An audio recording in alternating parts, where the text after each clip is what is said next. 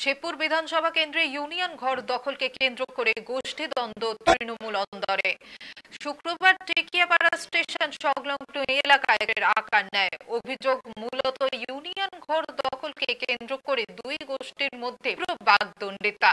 মুহূর্তের মধ্যে সেই বচসা করায় ধাক্কাধাক্কি ও হাঙ্গার পরিস্থিতি ক্রমশ জটিল হয়ে পড়ে। তারপরে এক গোষ্ঠী রাস্তায় নেমে টেকিয়াপাড়া অবরোধ করে। দীর্ঘ সময় পথ অবরোধ চলাকালীন যান চলাচল বন্ধ থাকে। এর জেরে চরম ভোগান্তিতে পড়েছিল সাধারণ মানুষ ও নিত্যযাত্রীরা। খবর পৌঁছায় ব্যাটারা থানার পুলিশ বাহিনী। ঘটনাস্থলে পৌঁছে পুলিশ বাহিনী এবং তাদের তরফ থেকে অবরোধ তুলে নেওয়া হয়।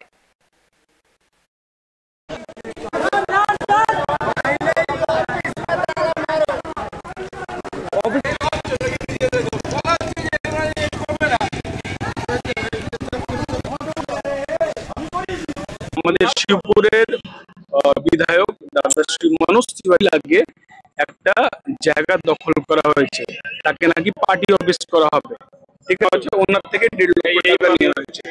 আমাদের তৃণমূলের নাম নিয়ে যদি আমাদের নামটা কেউ নষ্ট করতে যায়, সে যেই হোক না কেন, বিধায়ক হোক না কেন, এই আছে এখানে অনেক কিছু হবে তরিকায় হচ্ছে। ঠিক আছে, আর প্রত্যেকবার আমরা মন্ত্রীর এদের ছবি যে স্পর্শ করবে, সভাপতি আমার অধিকার আছে নাকি কারোর? আমার মুখ্যমন্ত্রী, আমার সরকার। আগে আমাদের এখানকার ইউনিয়ন ছিল, এই মানে পণ্য পরিবহন ইউনিয়নেরা ওই আমাদের মুখ্যমন্ত্রীর, আমাদের মন্ত্রী মশাইয়ের মানে বেলাকে ওইখানে ঢোকায়, আর আমাদের মুখ্যমন্ত্রী, আমাদের মাননীয় মন্ত্রী মনোজ তিওয়ারির নামে ওরা এখানে এসে রাস্তায় বসে যায়।